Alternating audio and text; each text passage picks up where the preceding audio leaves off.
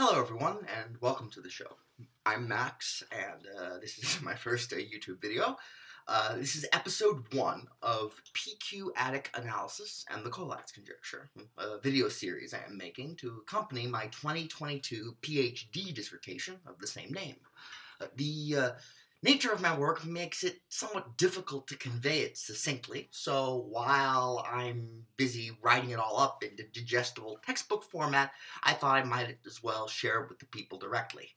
So as I said, this is my first ever internet video, so forgive me if things are a little wonky. In this series of videos, I'm going to take several things for granted. Don't worry, though. I'll explain these suppositions as the need arises. The most important assumption I'm going to make is that you are here because you know about the Collatz Conjecture and you think it is interesting and worthy of study. While these videos are absolutely about the Collatz Conjecture and its generalizations, our main focus will lie more on the methods I have discovered and developed in my research in order to study these marvelous problems. In them, we will see completely unprecedented mathematical phenomena, and it is my hope that these videos will motivate other researchers to join me in exploring this new and fascinating area, mathematics. As for what to expect, my aim here is to present my research at a level somewhere in between a conference talk and a formal lecture. Because of the novel nature of my work, there's no literature I can point you to, for you to bone up on the main ideas. Instead, all I really have are the examples I have found and the conclusions I have been able to draw from them so far. Here in episode 1, we're hardly going to actually talk about the Collatz Conjecture at all. That exposition will wait until episode 2. Rather, I would like to start near the end, at one of my biggest punchlines. This video in particular is meant for the naysayers and the Debbie Downers. Collatz has rightly earned its status as an impossibly difficult program, and I am nowhere near to solving it. For the record, I do not have a proof of the Collatz Conjecture, nor a partial proof, nor a proof of partial result, nor anything even remotely close to that. Everyone who says this problem is pants-soilingly difficult is absolutely right. However, the community is dead wrong in its conviction that there's nothing useful to be gained by trying to hunt this beast. As a graduate student in March of 2017, I set out to slay this dragon, technically a hydra, and when I arrived at its lair, I discovered that its home was far bigger and stretched far deeper into the darkness than I could have ever anticipated. In this video, I'm going to show you some of the trophies I've found in that darkness, and with any luck, I'll be able to convince you to join me in plumbing its depths, to shine some light and figure out what the hell is going on here. We're headed to undiscovered country, and new findings are positively ripe for the picking. Hopefully this video will whet your appetites. As I said, I'm going to begin near the end. Ordinarily, a video series like this would begin with a discussion of the main ideas. However, again, due to the novel nature of this material, it's better to first see the underlying phenomena for yourself before we start talking about the bigger picture. That being said, I can at least tell you that we will be studying p-adic functions, these being q-adic valued functions of one or more p-adic variables where p and q are distinct prime numbers. Anyhow, enough vamping. Let's get on with the show. So yeah, let's begin. Like much good mathematics, we will start with a relatively simple formula. Let's take this apart piece by piece. The F2Q over here will take a bit of time to explain, so we'll save that for later. Here, Q is any odd prime number. Technically, Q can be any odd integer, but for simplicity's sake, we'll assume it's prime. Z2 is the ring of two adic integers. I use Fractor font for p-adic variables because I think it looks cool. Seriously. Now, for any integer m greater than or equal to 0, recall that we can uniquely write m in binary, or two-adic, as follows. D1, D2 through DL. This is a power series in the variable 2 with the coefficients DL. Here, the DLs are the two-adic or binary digits of m, and these are going to be zeros or ones. Note, throughout all of my research, we're adopting the convention that our digits of our numbers are going to be written from left to right in order of increasing powers of 2, much like we would do with power series. Thus, 6 here would be 0, 1, 1. This is the power of 1, this is 1, this is the coefficient of 2, this is the coefficient of 4, rather than 1, 1, 0. Square 2 is the 2-adic decimal point. This is called the 2-adic expansion of M, otherwise known as the 2-adic Hensel series. Our first big piece of notation is this right here, the number of ones of M, which, as the name suggests, is the number of M's 2-adic digits which are equal to 1. So 0 has 0 ones in its expansion, 1 has 1, 1, 2 has 1, 1 again, but 3 has 2 ones, while 4 has 1, 1. More generally, this function satisfies the following functional equations, which actually uniquely characterize it. I write lambda 2 of M to denote the total number of digits in M's 2-adic representation. This can be written as closed form as the ceiling of the base 2 logarithm of M plus 1. This computer scientist should recognize this function as the number of bits of M. This satisfies the following identities. Both of these hold for all n greater than or equal to 1, though the lower identity also holds for n equals 0, which is not true for this identity up here. I like to think of 2-adic integers as binary numbers with infinitely many digits. Indeed, any 2-adic integer z has a unique Hensel series representation of the following form. To that end, we will write z in brackets with a subscript 2 to the n to denote the projection of z modulo 2 to the n. This is the unique integer in 0 to 2 to the n minus 1, which is congruent to z mod 2 to the n. So, returning to our equation, we can now actually see what's going on here. It says that we have a function chi q of z, which is equal to negative 1 over q minus 1, plus 1 over 2 times q minus 1, times the sum, where the nth term is q to the number of ones in z mod 2n divided by 2 to the n. So looking at this, we make a key observation. Given any 2-adic integer z, there are exactly 2 possibilities. Z has infinitely many ones in its sequence of 2-adic digits, or z has finitely many ones in its sequence of 2-adic digits. In fact, this latter condition occurs if and only if z is a non-negative integer. I write n0 to denote the set of non-negative integers.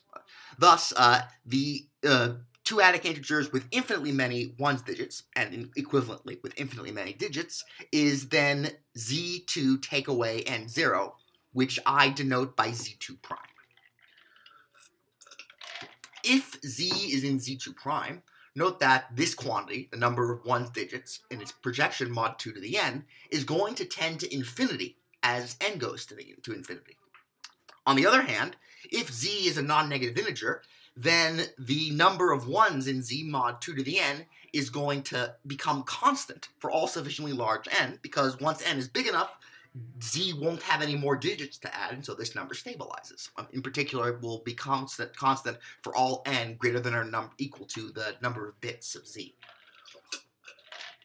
Examining the term of our series, we take its q-adic absolute value, and because q is odd, we see that this quantity is going to tend to 0 as n goes to infinity, if and only if z is in z2 prime. By the wonderful rules of ultrametric analysis, a series of q-adic numbers sums to a q-adic limit if and only if the series terms tend to 0 in q-adic absolute value. This is exactly what we have here, and so we conclude that that this formula converges q-adically for all z in z2 prime. In particular, since q is an odd prime, note that q minus 1 and 2 are co-prime to q, which means that everything here is not just a q-adic number, but a q-adic integer. So the sum of this series for z in z2 prime defines a q-adic integer. What about when z is in n0? Well, here we can then split the sum up according to whether n is bigger or smaller than the number of bits of z.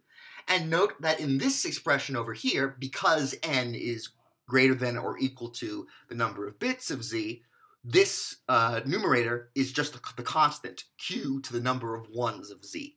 The remainder here is a geometric series with common ratio 1/2.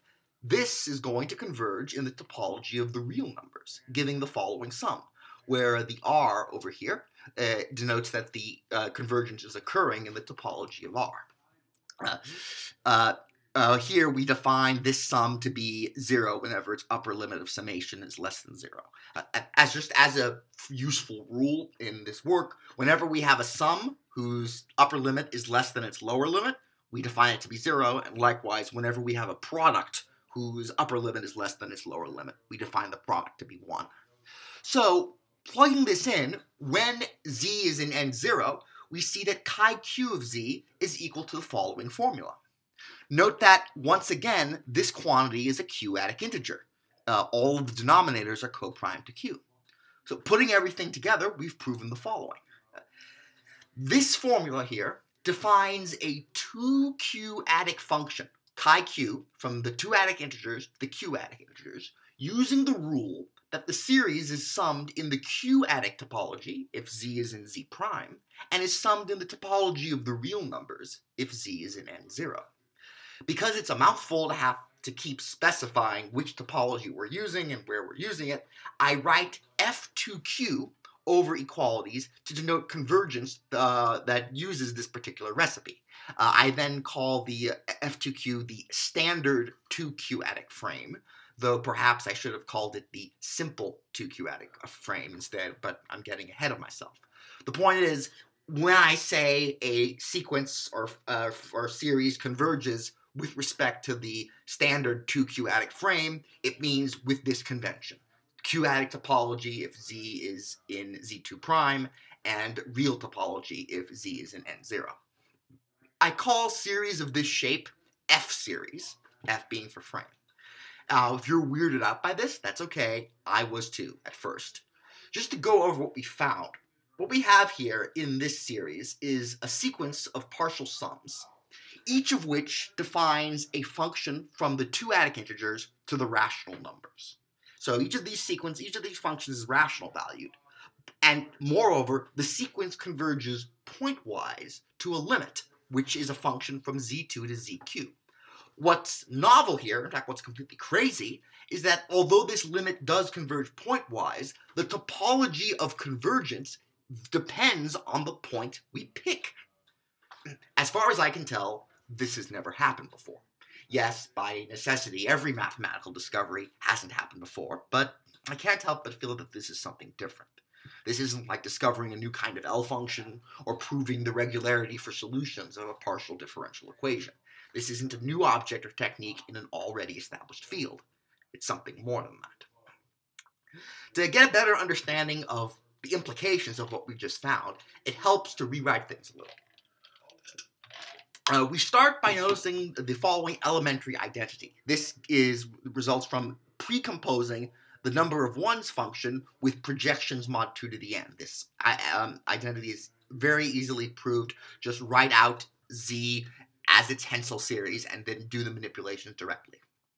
So what it just says is that when we precompose by projections, the functional equations satisfied by the number of ones functions are preserved, but with the caveat that we have to reduce the n by 1. So, using this, let's try and get something interesting out of chi q. We're going to replace z with 2z and 2z plus 1, respectively. Doing a 2z, we begin by looking at this term, so notice we'll reduce this by getting rid of the 2 at the cost of subtracting a 1 from the exponent, which we then balance out by multiplying and dividing by 2 on the denominator, and then re-indexing so that the terms are the same. Shuffling things around, we end up with 1/2 times our original formula. And hence, chi q of 2z is equal to chi q of z over 2. Actually, no, let me just continue. So, likewise, when we're on the odd branch, Here we substitute 2z plus 1, and this one's a little more involved. We pull out a 1 and then reduce n by 1, and we do a similar reindexing trick and rearrange things to get this. Clearly, this is going to be some kind of rational function of chi-q, because we have this series right here. But it's not exactly clear at first notice what it will be, although it can easily be solved for it. Nevertheless, I'll just show you. Notice that q times chi-q of z plus 1 over 2, when we rearrange it, we get this expression here, which is the same as this expression here. Therefore, we conclude that chi-q of 2z plus 1 is q chi-q of z plus 1 over 2.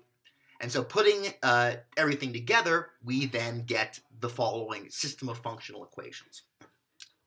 But before we proceed, it's worth pointing out where these equalities are going on.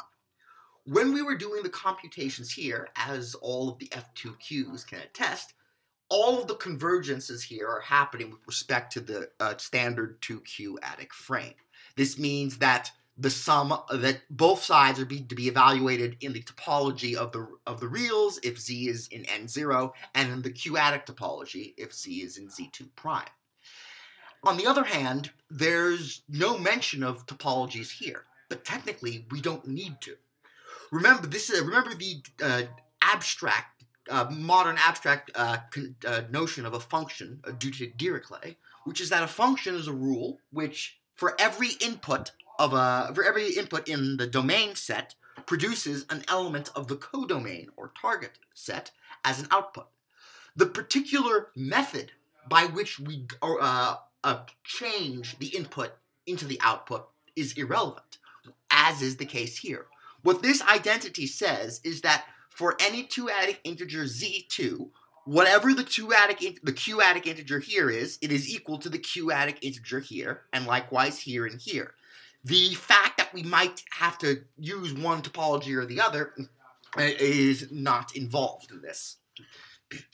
Now, what's interesting about these functional equations is that they actually uniquely characterize chi-q as a 2q-adic function, provided we require a solution of this system of functional equations to satisfy an extra condition I call rising continuity. This condition will be very important for theoretical reasons, but for now, the basic idea is that it's functions that, actually, no, you need to get that. Right now, all you need to know is that every continuous function is rising continuous, but not every rising continuous function is continuous, so it's a weakening of continuity. In these functional equations, we see the connection to the Collatz conjecture. Letting q be an positive integer, the shortened qx plus 1 map, often denoted tq in the literature, is defined by the following rule, that tq of n is n over 2 if n is congruent to 0 mod 2, and is qn plus 1 over 2 if n is congruent to 1 mod 2.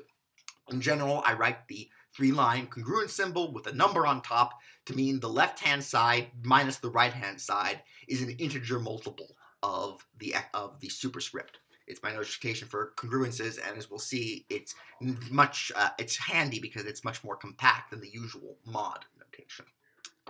T3 is also known as the shortened Collatz map due to the fact that for any odd integer n, applying T3 to n is the same thing as applying the Collatz map to n twice. This is because 3n plus 1 is even for all odd n. What proposition 2 shows is that chi-q is deeply intertwined with the behavior of tq. Precomposing chi-q with the maps z to 2z and z to 2z plus 1 has the effect of post-composing the output of chi-q by the even and odd branches of tq, n to n over 2 and n to qn plus 1 over 2. At a more high level, we can see that, in a sense, these two maps here are the standard endomorphisms of Z2, and these two maps here are both endomorphisms of ZQ. And so what this does, chi-q converts 2-adic information into into q-adic information, and a particular interest is that the way these formula will lead to interactions with the 2-adic left shift map, which is so important in 2-adic ergodic theory. But again, I'm getting ahead of myself. Looking at these functional equations, we can immediately show something quite important, which is that chi-q is not 2q-adically continuous, meaning it is not continuous as a function from the 2-adic numbers to the q-adic numbers. We do this using the functional equations. So using the even branch right here, if we set z equals 2 to the n minus 1, by induction, we have that chi-q of 2 to the n is 1 over 2 to the n times chi-q of 1. We can solve for chi-q of 1 and chi-q of 0 by setting z equals 0 in the even branch, solving which gives us chi-q of 0 equals 0.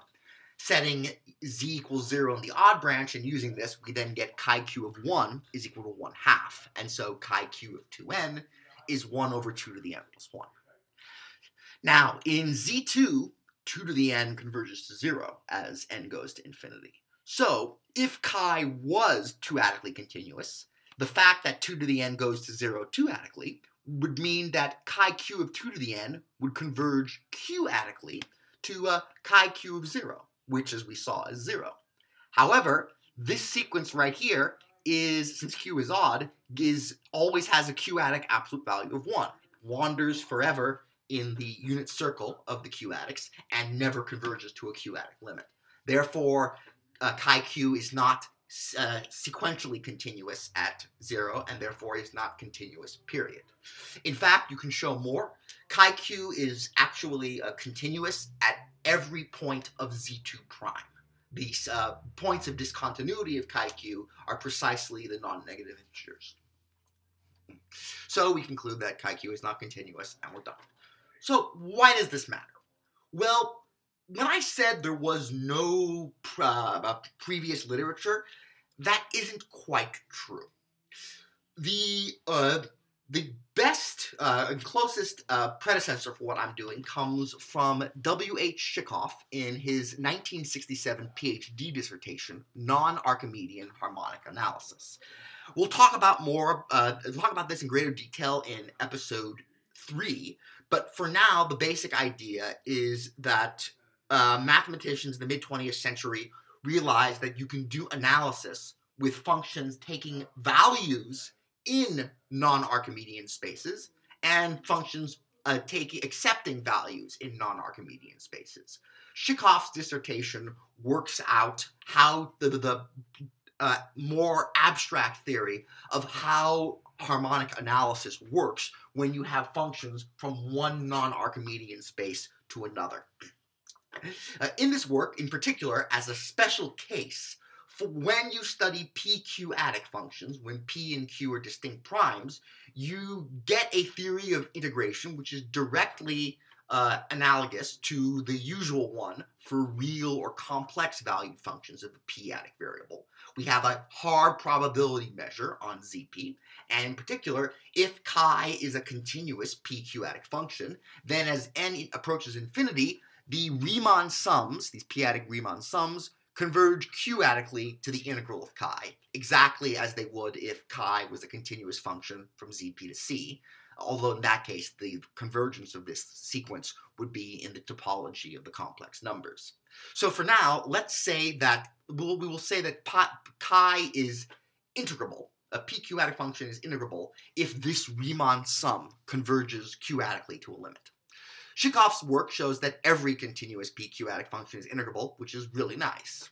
Actually, no, it's not really nice. It's too nice. Specifically, let p and q be distinct primes, and consider a p-q-adic function chi from zp to qq, where qq is the field of q-adic numbers. Then chi is integrable if and only if chi is continuous.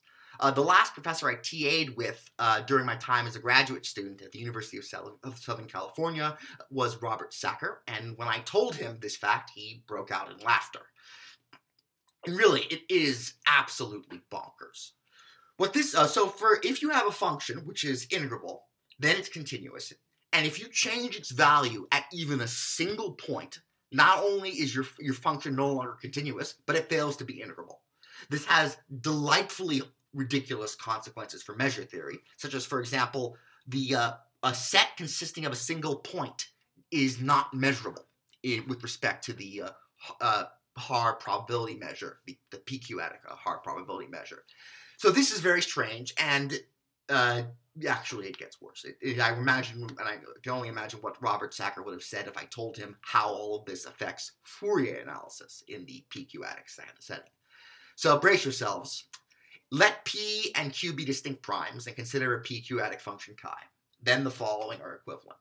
Chi is integrable, chi is continuous, and chi has a Fourier series representation which converges q-adically uniformly over Zp. So this is just fantasy dreamland craziness. Historically, one of the biggest quandaries in analysis is the notorious question about the convergence of Fourier series to a particular function. One of the most infamous results is due to Alexei Kolmogorov of probability theory fame. At the age of 19, for his first ever mathematical publication, he constructed an L1 function, an integrable function on the unit interval, whose Fourier series diverged almost everywhere. He later improved this to everywhere. So in classical analysis, you can have continuous integrable functions whose Fourier series utterly fail to converge, and so there's no correlation between the two, which makes functions with uniformly convergent Fourier series incredibly well behaved, as we will see. However, in p-adic analysis, none of that involves. It took us 200 some odd years to finally resolve the question of Fourier series convergence. The final answer came from Carlson in the 1960s. But Carlson doesn't need to worry about p-adic analysis at all. In a certain sense, it's trivial. And this surreal state of affairs, incidentally, is probably the reason why Schikhof would later go on to refer to p-adic functions as uninteresting, compared to p-adic functions. That is, functions from the p-adics to the p-adics. This remark of his comes from his seminal non-Archimedean analysis textbook, Ultrametric Calculus, which is still a great introduction to the subject. So, according to the classical p-adic theory, i.e. what Schikhof has done, since chi-q is not 2q-adically continuous, it is not integrable and does not have a Fourier transform, let alone a Fourier series representation which converges everywhere. Obviously, this means I'm now going to tell you that, yes, we can do all of those things, and as we will see both now and in the future, this does not contradict Schikhof's result. Rather, it shows that there's stuff going on in p-adic analysis that cannot be detected as long as we restrict ourselves to working with continuous functions. If I had to give the simplest possible, vastest possible explanation of what I found, it would be the statement that continuous functions are the wrong class of functions to work with in p-adic analysis.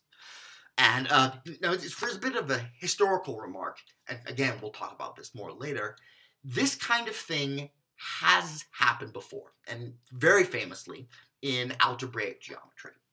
So in the mid-20th century, algebraic geometers like Tate and Grothendieck were trying to figure out how to extend the techniques from complex geometry to the non-Archimedean setting.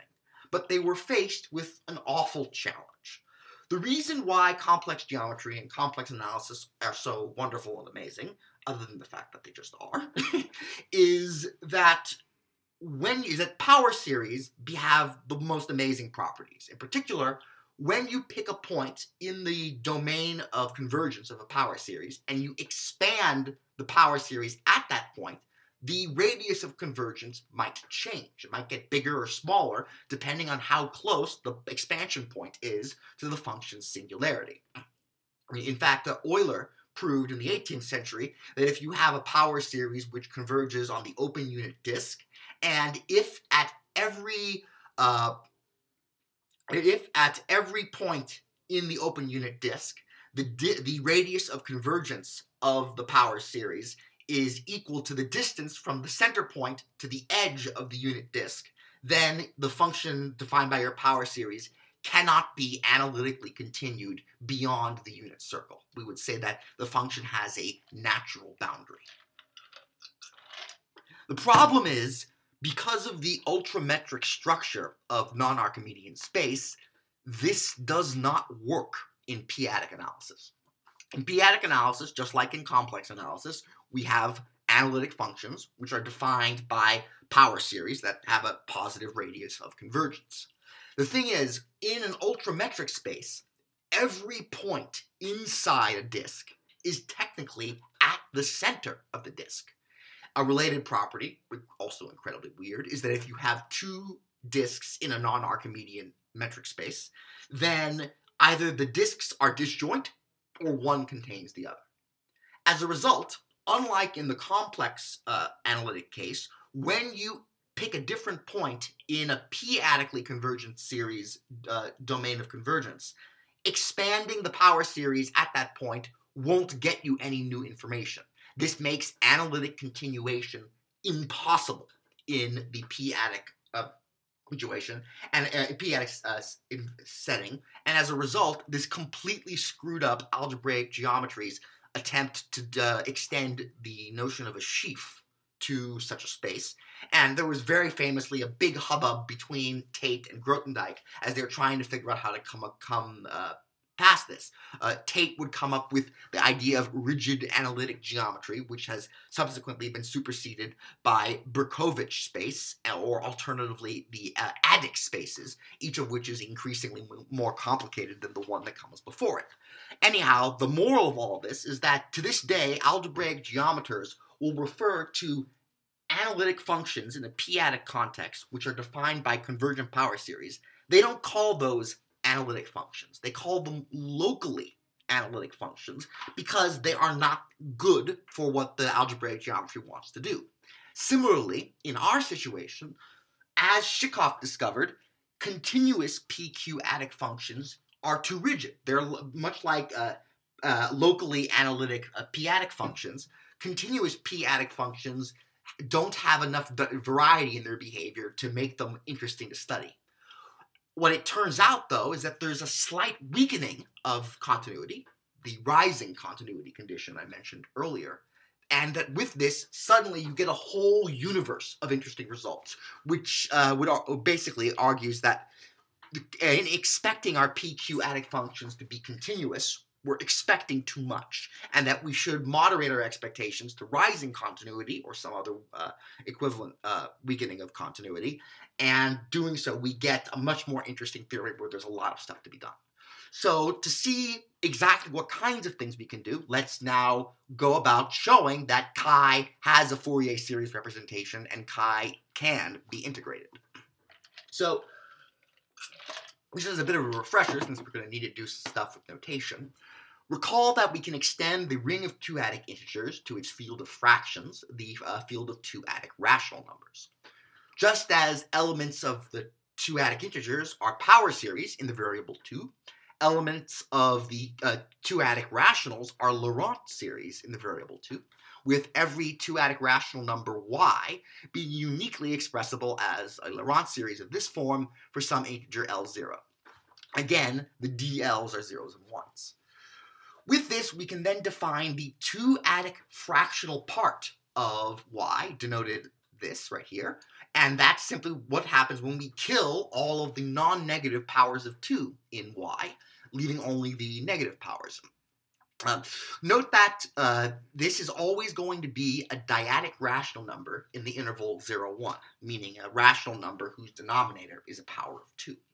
We can make the image of this two-adic fractional part into a group, which will denote z2 hat, This is when we equip the set of dyadic rationals in 0, 1 with addition modulo 1. And it can be shown that as a group, Z2 hat is isomorphic to the quotient groups Z2 of 1/2 mod Z or Q2 mod Z2. As for the hat, I use that because Z2 hat is the Pontryagin dual of Z2, but more on that in later episodes. So because of this group theoretic stuff, we actually have that the p-adic fractional part is a group homomorphism from Q2 to Z2 hat.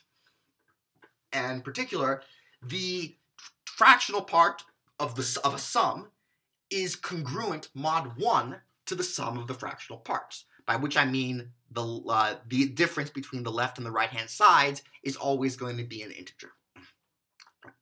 Viewing the p-adic fractional part as taking values in the unit interval, we can then define e to the 2 pi I of the fractional part of y. This is going to be 1 if y is in Z2, and is going to be e to the fractional part if otherwise. In particular, given t in Z2 hat and z in Z2, if we write t in the simplest form as k over 2 to the n, we then have that tz p-adic fractional part is congruent mod 1 to k times the projection of z mod 2 to the n over 2 to the n. We could also write this as t times z mod the p-adic absolute value of t. Given any dyadic rational, its p-adic absolute value is going to end up being its denominator. So this then gives us the following formula for making sense of this for any given t and z.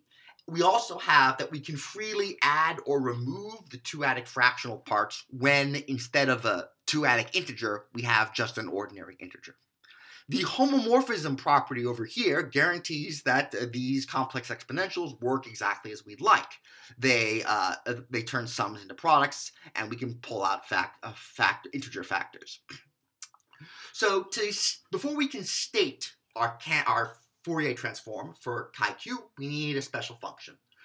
Recall here that q bar is the field of algebraic numbers. An algebraic number is any number which is the root of a polynomial with rational coefficients.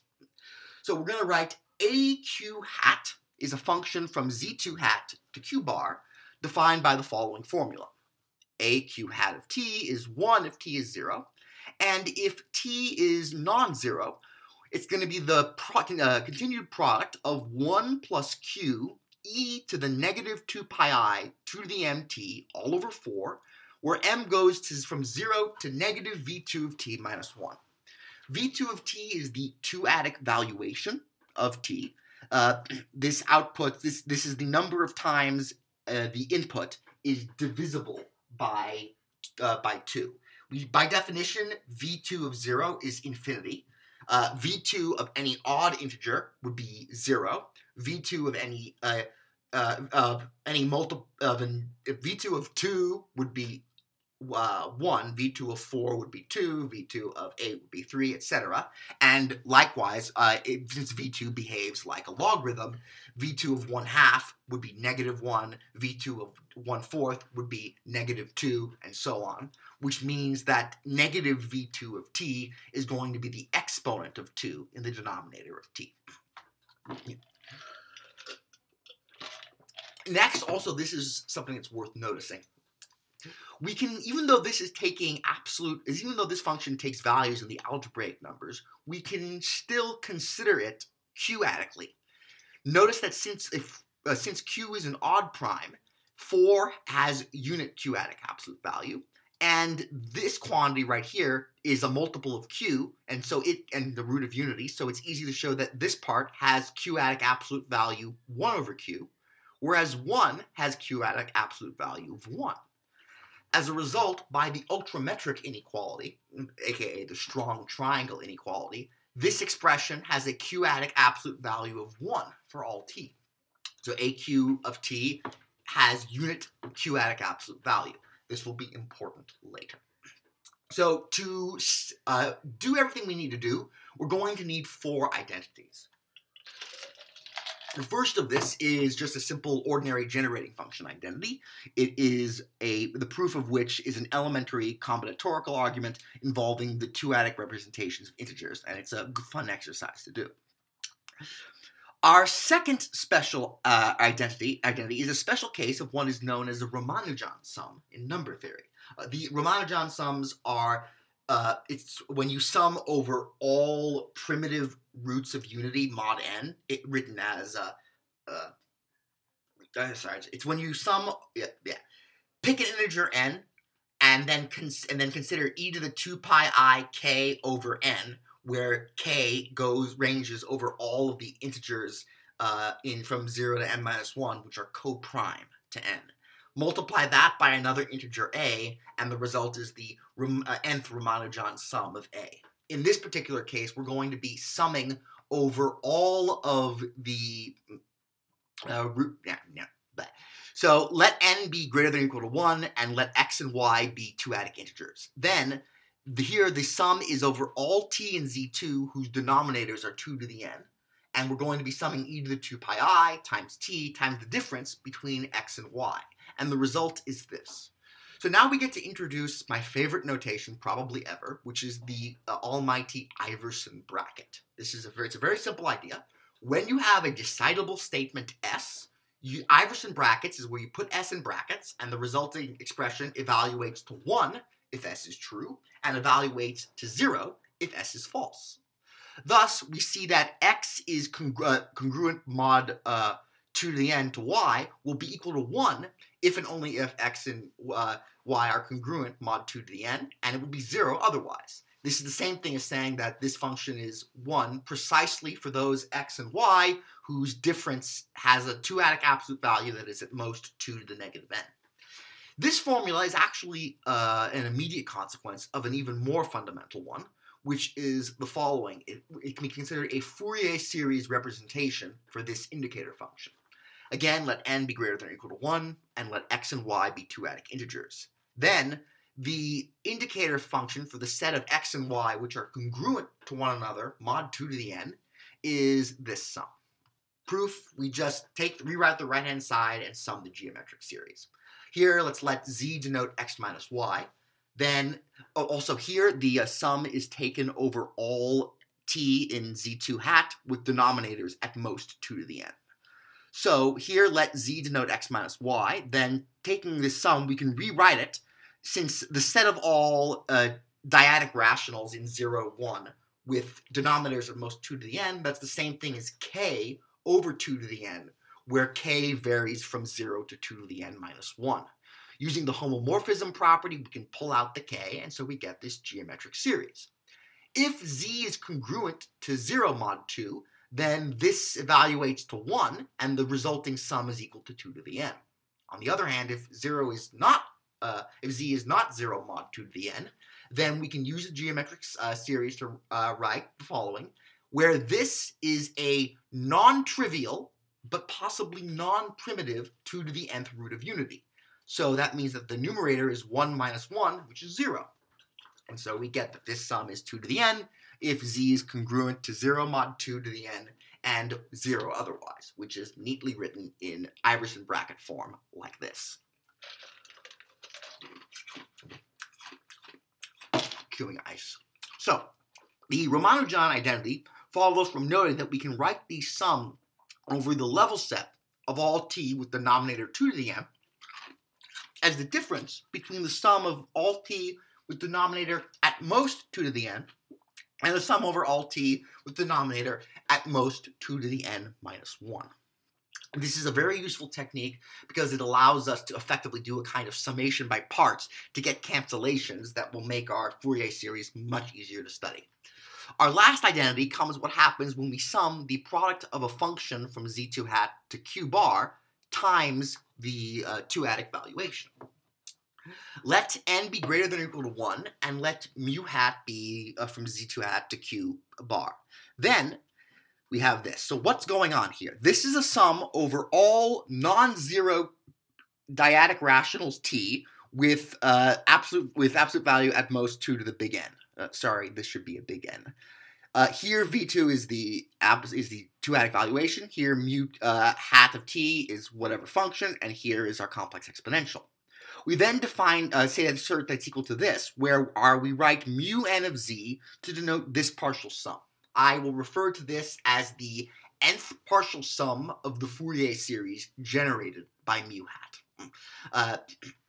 So we're going to evaluate this sum by a very frequently used technique in this area of work, which is that we're going to break our sum up into sums over level sets of constant two-adic radius. This is because you could say that v2 is a radially symmetric function in that its value depends only on the two-adic absolute value of its input. So here, we're summing from n equals 1 to n of all t with denominators 2 to the little n.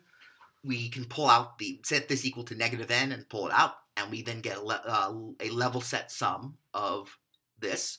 And we're going to use our Ramanujan sum trick, rewriting it as the difference of two full sums, and the result is then mu little n z of z minus mu little n minus 1 of z. So here's the sum. You can also do this by summation by parts, but I prefer to just do it directly. I add and subtract 1 from this n, and then re-index things, and then here we have cancellations, and the cancellations occur for everything except the big nth term, which is not canceled out by this, and we're left with our desired identity. So, with that done, our goal is to prove the following theorem: the Fourier series for chi q. Let q be an odd prime. If q is equal to 3, define chi 3 hat from z2 hat to q bar by the following formula. It is 0 if t is 0, and if t is non-zero, it is 2 plus v2 of t over 4 times a3 hat of t.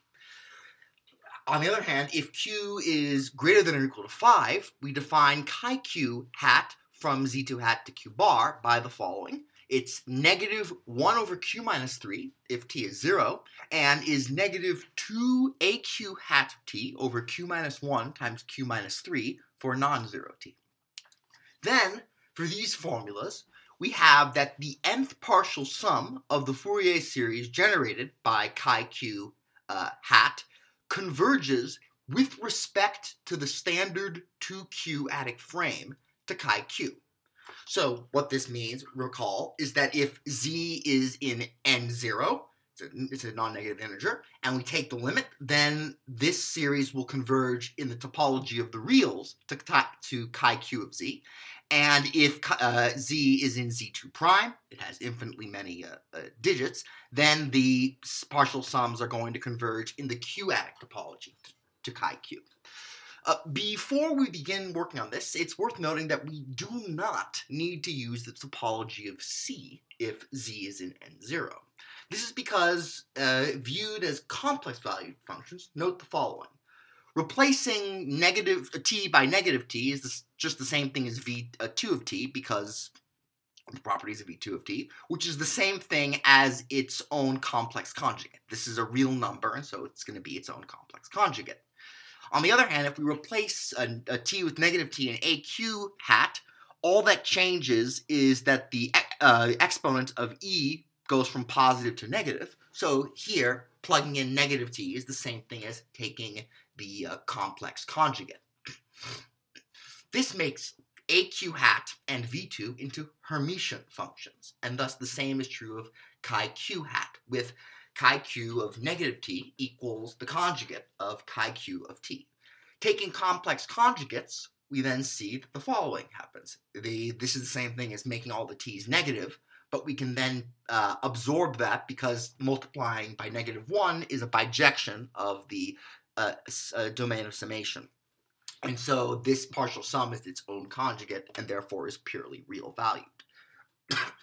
Note that all this works because chi q and the complex exponential are algebraic numbers, and because we're only considering finitely many terms, we don't need to worry about topology. So this result is purely algebraic. We're going to see a lot of that in the future. So now to prove the theorem, we're going to start by summing AQ hat's Fourier series. To that end, let AQ of n be the nth partial sum of AQ hat's Fourier series. Then we have that this partial sum is equal to the following, where, as per our convention, this sum is defined to be 0 whenever n is equal to 0. So we sum this. We first pull out the we first pull out the 4 from the product, and that is going to be a 4 to the negative v2 minus 1. Since n goes from 0 to there, that's negative v2 of t total number of times. We then apply the generating function identity with a equals q, n equals negative v2 of t, and z equals e to the negative 2 pi I t. This then yields the following, where we use the fact that for the negative v2 of t is the same thing as the square of the p-adic absolute value of t. As such, for any n greater than or equal to 1, the level set sum here, we can, since this is over a level set, we can replace the p-adic absolute values with 2 to the n, and then we interchange the finite sums. Here we then use the Ramanujan sum identity to get the following. Now, in this quantity, we're going to use the joy of Iverson brackets. Note that here, this is a congruence modulo 2 to the n, and m is summed over all the possible residue classes, mod 2 to the n. Fixing z, there can only be one value of m which makes this congruence true. That value of m is m equals z mod 2 to the n. So for all other values of m in this range of summation, the term here is 0 because the bracket is 0. So only the z mod 2 to the nth term survives, and we have the following. We can almost use the same idea for this second term over here, with the caveat, however, that unlike this term, the one on the right here, there is a mismatch. This bracket detects the behavior of m mod 2 to the n minus 1, whereas m is summed over all of the residue classes mod 2 to the n. So, fortunately, because 2 to the n minus 1's residue classes can fit inside 2 to the n, because 2 to the n's residue classes, we can rewrite things to make get what we want. In particular, we're going to split the m sum here up from over the residue classes mod 2 to the n minus 1, and then on the overlap. We then reindex and use the fact that as a function of m, this Iverson bracket is periodic with period 2 to the n minus 1. Here, note that every number in this range of summation, if we write it in its tensor series, p-adically, the largest power of 2 present in that series is going to be 2 to the power of n minus 2. That's because such numbers in this range can have at most n minus 1 p-adic digits. Adding 2 to the n minus 1 then is the same thing as taking m's sequence of p-adic digits and then sticking an extra 1 on the right, to increasing it by 1. As a result, this increases the total number of 1's digits by 1, and thus we have that this simplifies the number of 1's of m plus 1. Since we've now, here we have our familiar cancellation, and then we can once again apply that cancellation here, now that we've re-indexed them so that they match up, and the result is q plus 1 times q to the number of 1's in z mod 2 to the n minus 1. Putting everything together, we then have that this is our level set sum, which we can rewrite in a nicer form. Once again, we're preparing to do telescoping sums to cancel out the middle terms. And then summing all the level sets together, we then end up with a telescoping series, which gives us what we want. Again, this telescoping series method is incredibly useful, and it hinges on the fact that AQ hat of t the product there, the upper limit depends on the p-adic absolute value of t and is constant with on the individual level sets.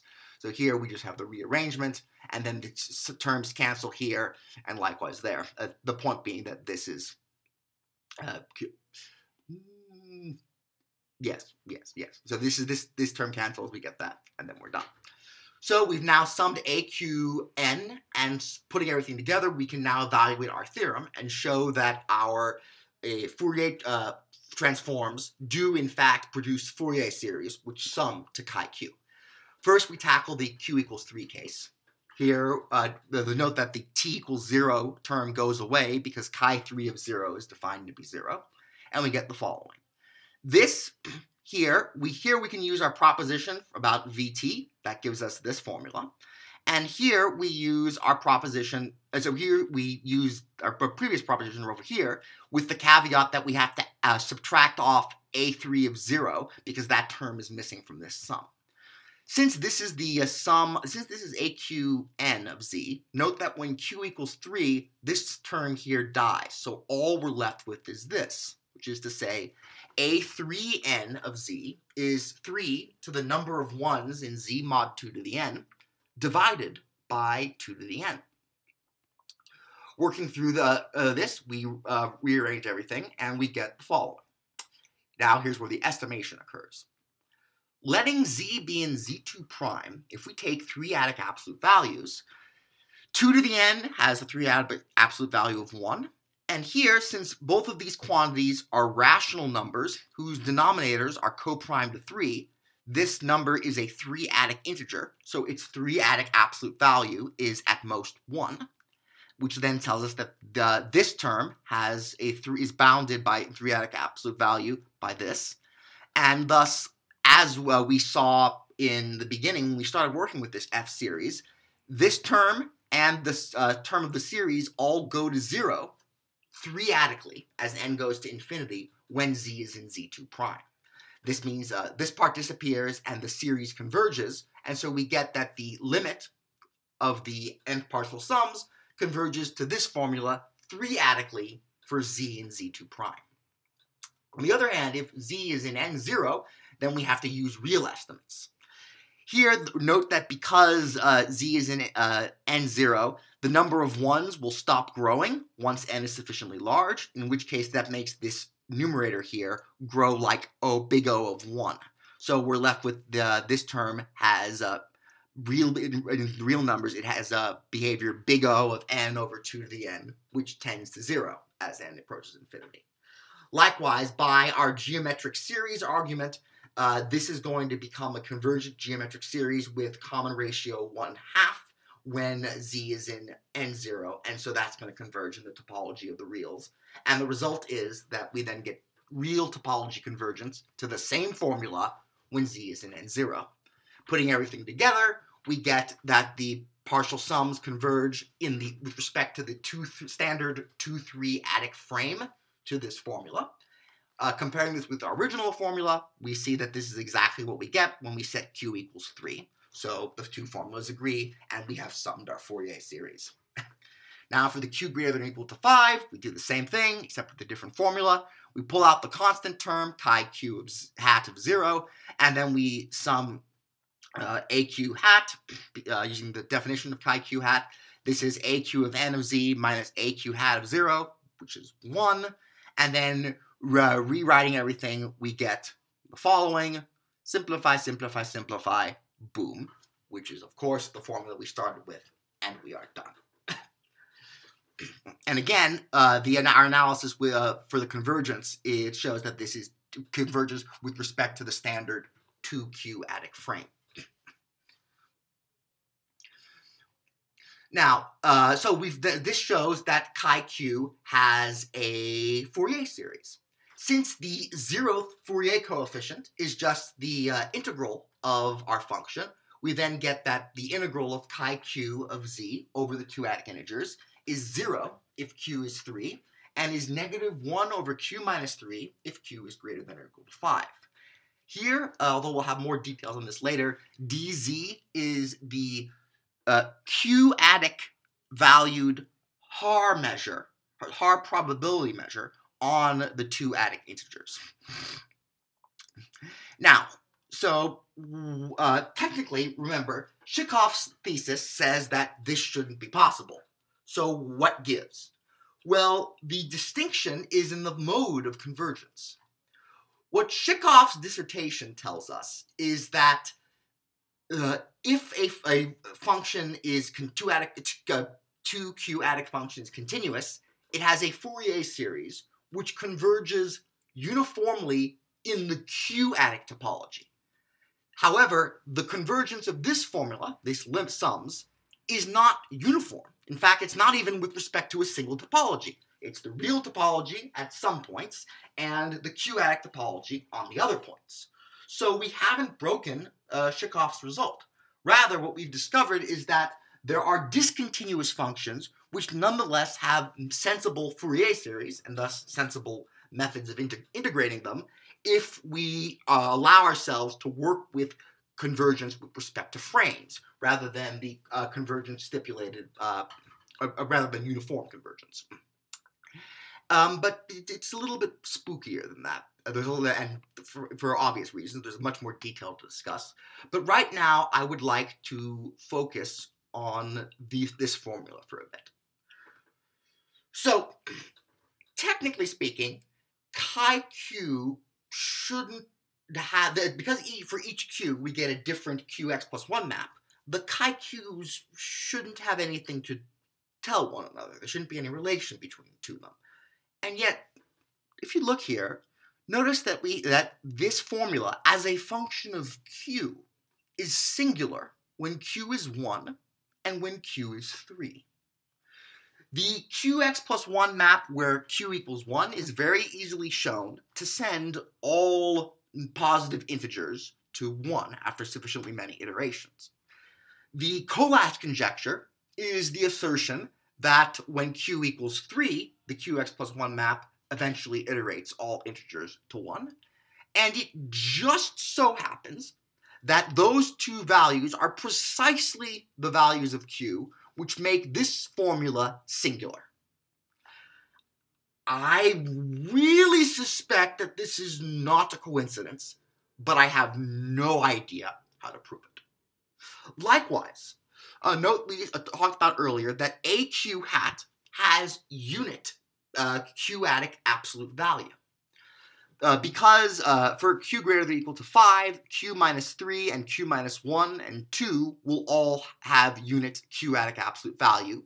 This shows that for q greater than or equal to 5, chi-q hat of t always has unit q-adic absolute value.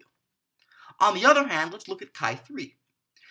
v2 of t is negative n, where t, written in simplest form, is k over 2 to the n. So if that n is 2 more than a multiple of 3, 2 plus v2 of t is going to be a multiple of 3. In particular, if I consider t whose denominator is of the form 2 to the 3 to the k plus 2, that is 2 with an exponent of 3 to the k plus 2, plugging that t in will result in this the numerator here being negative 3 to the k. Since we can make k arbitrarily large, that would then give this quantity here a 3-adic absolute value of 3 to the negative k. In other words, unlike the q greater than or equal to 5 case, this quantity will get arbitrarily close to 0 q-adically, and in fact it does so infinitely often. I am convinced that this is incredibly significant and probably has something to do with the fact that conjecturally the q greater than or equal to 5 maps are the only ones that send almost every integer to infinity, whereas Collatz sends almost every integer to 1. And so I strongly suspect that those two facts are related, the boundedness away from 0 of this thing, but I don't know how to prove it. More tantalizingly, there is a case of a 3-branched Collatz-type map due to K.R. Matthews, which is easily shown to have a divergent trajectory.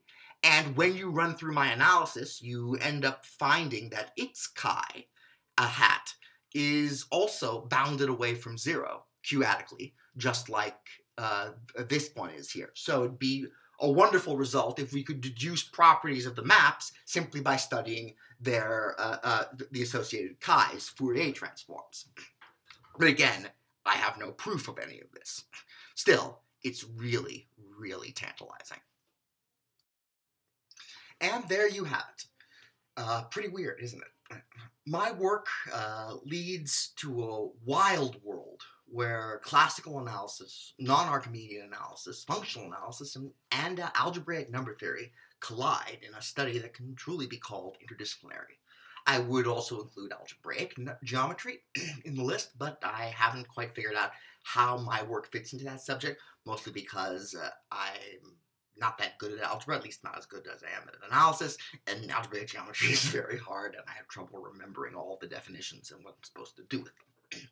That being said, now that we've gotten a taste for what we can expect from this body of work, I can give a summary of some of the major ideas that we have seen and are going to continue to see, as well as challenges and programs and open questions. Some of these we will explore further in this video series, whereas others I am still actively working on and would very much like to get other people's input on. The more, the better.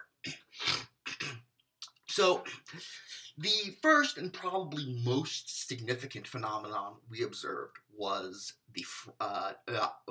that we had sequences of functions, in this case rational valued functions, which converged pointwise to a limit, but for which the topology of convergence varied from point to point. In my dissertation, I came up with the concept of a frame in order to formalize this phenomenon.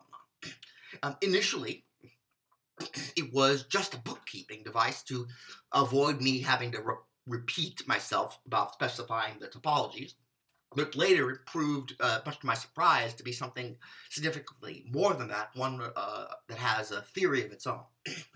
The basic idea, really, is that there are functions like chi-q, which in a sense are too big to be understood just from the perspective of a single topology of convergence.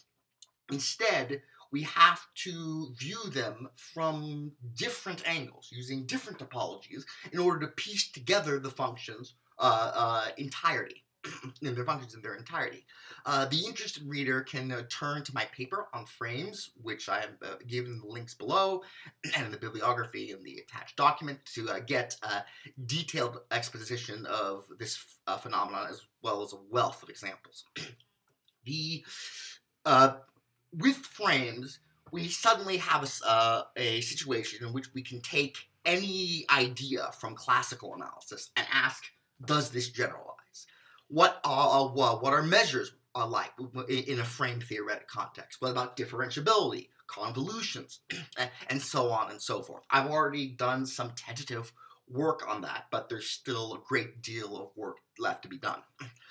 Just as a particular example, using frames and some of the methods that we've seen in this video so far, we can get novel radon-Nicodean type results about non-Archimedean measures. One issue that's worth mentioning is that the notion of a singular measure in classical measure theory really just breaks down in the non-Archimedean context. This is due to the structure of non-Archimedean spaces. Recall that two measures are singular, over a measure space if the space can be partitioned into sets such that one of the measures is non-zero on one part of a group of the sets, and the other measure is non-zero on the other, but they're zero on one another's sets.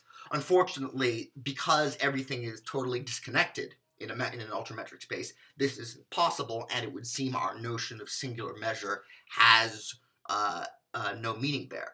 Nevertheless, using frames, we can find a wealth of new phenomenon to classify. We have functions, algebraic valued, that define measures where the specific effect of the measure depends on the topology you're using to make sense of things. It's quite a lot, and there's a new type of singular measure, which I call a degenerate measure, which there's very little I understand about it at the moment, and it may be deeply implicated in dealing with the Collatz-type problems. So doing analysis in this context is definitely daunting because we have to consider lots of different topologies. What's really neat, however, is that the topologies we're considering aren't just arbitrary. Rather, there's an order to them, and that's deeply embedded in number theory. So, in number theory, one distinguishes between two types of fields, the so-called global fields and the so-called local fields. Global fields just simply put, that is Q, the rational numbers, as well as any other number field, a finite degree field extension of Q. You go from a global field to a local field by completing the global field with respect to a metric. The metric in this case is going to come from an absolute value on the field.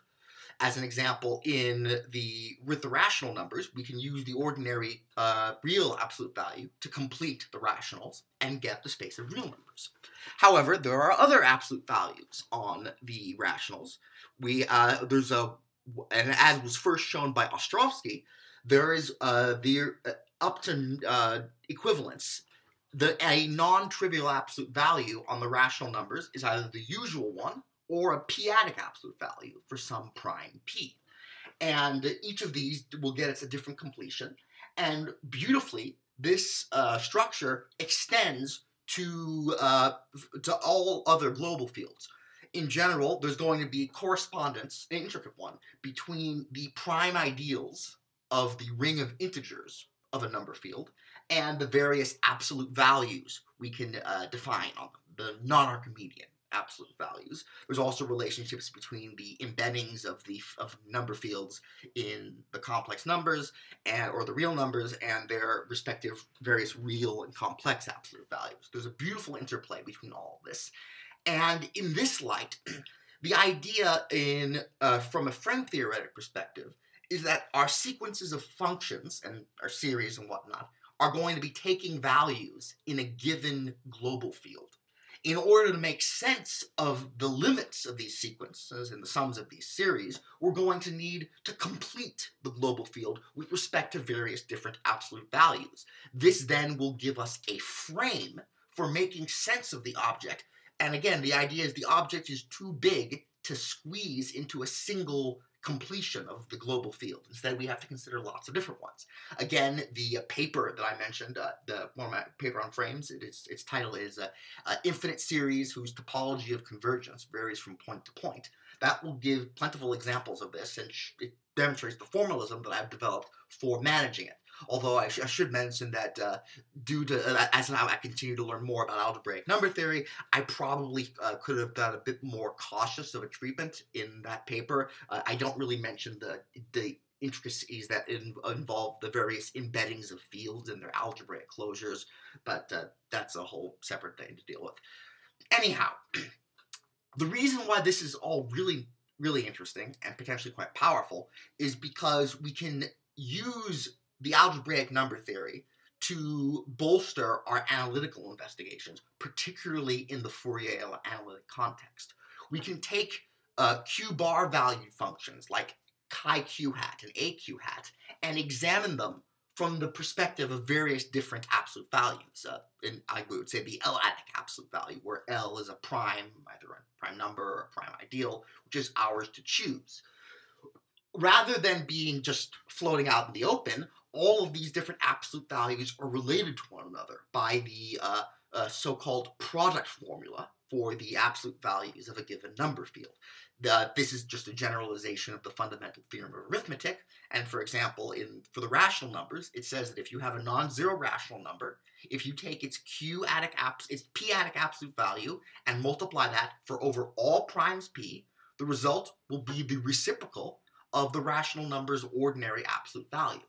In a way, it's kind of like an uncertainty principle, except for primes and being absolute values with respect to different primes. If a given number can't be, if a given number which is not 1 or a unit cannot be too big or too small on all the primes. And one of my hopes is that we can use these facts to potentially get leverage on understanding the q-adic or l-adic behavior of our functions, particular estimates. There's a part of the reason why I'm particularly interested in this is because of the powerful intersection between the analysis we're doing here and harmonic analysis, specifically spectral theory. One of the major accomplishments of my PhD dissertation was that I proved a novel p-q-adic generalization of Norbert Wiener's celebrated Tauberian theorem. This has a great deal of many different interpretations, and it generalizes the Hardy-Littlewood-Tauberian theorem and many other results that came before it. It's one of the masterpieces of 20th century mathematics, and I have found an extension of this to the p-q-adic context, and we can use it in this context to study the value distributions of functions like chi-q. In particular, we can study the value distributions of chi-q by examining linear combinations of translates of its Fourier transforms. And this, when you go down the rabbit hole, you end up studying a family of matrices. Conjecturally, these matrices are all going to be normal matrices, but I haven't proven it yet. And we studied the linear transformations these induce on rings of cyclotomic integers. And in particular, we want to study how they affect these rings q-adically. But to do that, we can study what they do l-adically for all the different prime numbers L, and then piece it together to get estimates on what they do q-adically. And it leads to stuff that's about simultaneous linear approximations, as one would expect from a subject adjacent to transcendental number theory. But instead of being Archimedean approximations like they are in classical Baker-style transcendental number theory, instead we're doing simultaneous systems of congruences. So it has a p-adic flavor. Then there's what I said about algebraic geometry. Here's probably where things are both the most speculative, but also potentially the most interesting.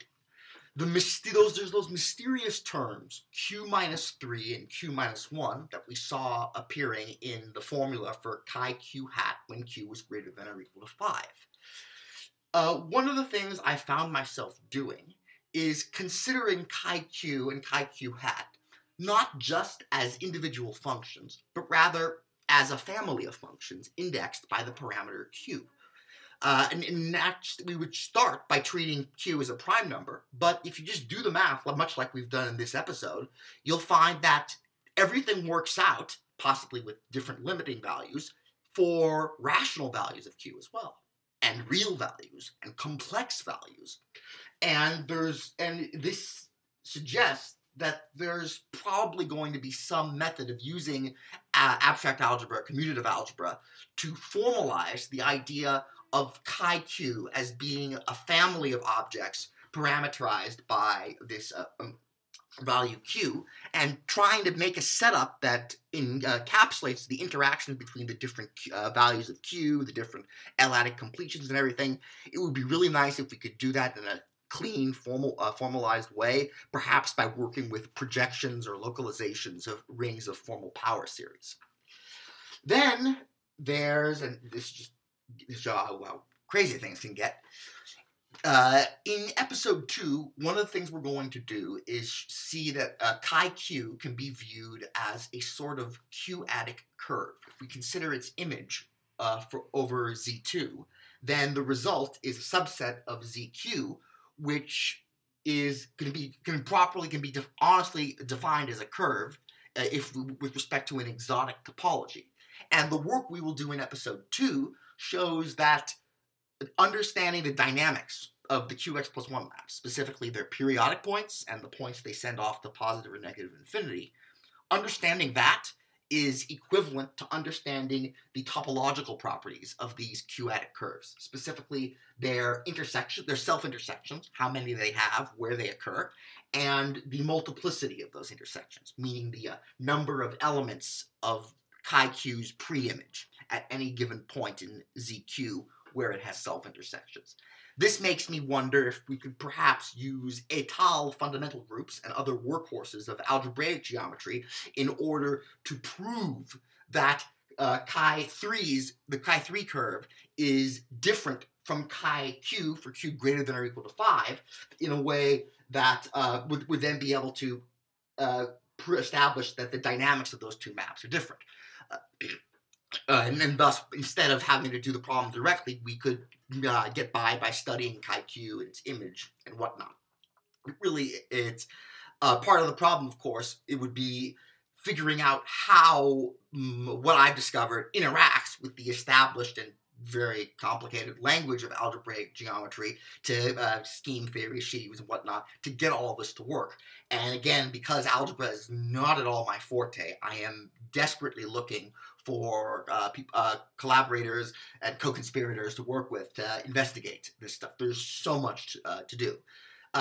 Really, at the risk of a bit of a spoiler, we've actually only touched the tip of the iceberg because my methods don't just have lots of things we can do from them, but they are themselves eminently generalizable. The QX+1 maps are examples of what I would call two hydra maps. A two hydra map being a piecewise affine linear map whose with two different pieces, each of which is defined by the value of the input modulo 2. My methods also work for hydra maps with these are Collatz-type maps with an arbitrary number of rules. And we can go further. Instead of just considering maps on the integers, we can consider maps on the ring of integers of a number field. By linear algebra, this is equivalent to maps on a d-dimensional lattice, z to the d, the lattice of an integer element d tuples. We can even do this on study hydra maps, Collatz-type maps, on rings of polynomials with coefficients in finite fields, as well as Cartesian products thereof. And amazingly, my formalism, it unites all of them. It allows us to treat them all systematically. The only real complication in this case is, do you want to work with matrices or scalars, and do you want to work in characteristic 0 or in positive characteristic? Yes, we will eventually be doing positive characteristic analysis in this. So there's just really a massive amount of stuff to do. And all of the ideas that I've mentioned so far, frames, the Wiener's Tauberian theorem, the algebraic number theory, global fields, local fields, and the algebraic geometry stuff, all of it applies to all of the cases. And just to reiterate, all of this is completely unexplored, completely undiscovered, completely new, and there are new findings are ripe for the taking.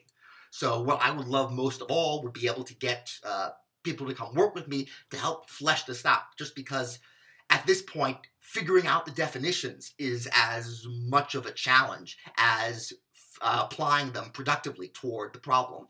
Moreover, with the advent of frames, we can now consider how to expand analysis in this context, and who knows what sort of theoretical innovations may emerge from that. Just going forward, the rest of this video series is going to be more or less following the pattern set by the blog posts on my personal website. The links are below the video. And in episode 2, we're going to be talking about just a bit of the history of the Collatz conjecture, and I'm going to show you where chi-q comes from and the major result that justifies doing all of this, the correspondence principle, which shows how chi-q controls the dynamics of the shortened QX+1 map. In episode 3, I'm going to go over classical p-q-adic analysis, just to explain it to everyone.